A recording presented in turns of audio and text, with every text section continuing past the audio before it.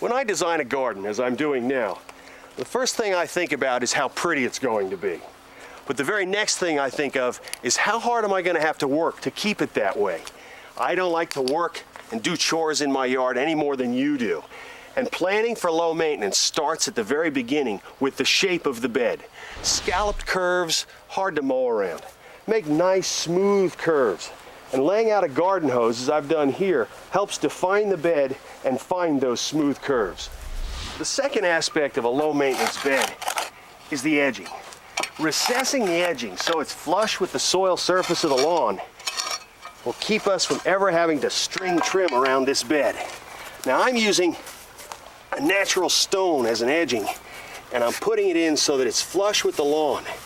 When I put my mower wheel on here, I'll never have to string trim along the edge, ever. As we put the second stone in, to stay with our curve, the stones may or may not match up. In this case, they certainly don't.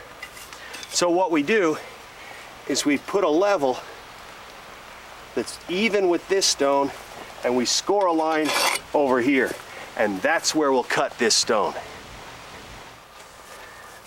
Cutting sandstone with a hammer and chisel is not all that difficult, but there are a few things to remember. You'll see that I've got this laying on a 2x12 with an old rug to pad it. We've got to support the stone evenly. Eyewear, protective eyewear every time, and a hammer and your chisel. Sharpen your chisel. Lay it on the score and tap it. Not real hard, let the weight of the hammer do the work. You're not trying to drive the chisel through the stone, you're just hitting that score and creating a fault line on which the stone will break. If we've made the cut right, it ought to fit like a glove. Not bad. This extra gap between the grass and the stone, we can fill in with some loose soil. The lawn will fill it in just a couple of months' time. The next step, skin out the stone, or skin out the sod for the next stone.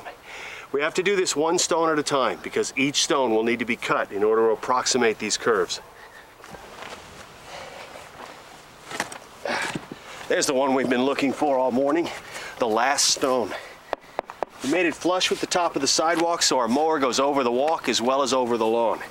Next, we can take our hammer and hammer a little of this soil underneath the stone. That firms it up and helps to support the stone. And another little handful of loose soil will help to fill any cracks between the lawn and the stone.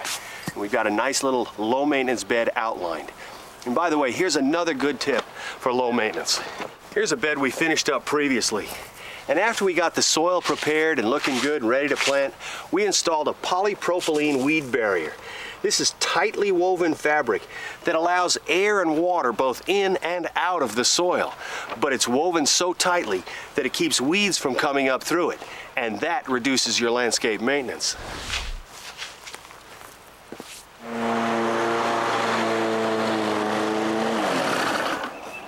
We've designed a nice shapely bed with edging recessed so we can mow right over the top of it.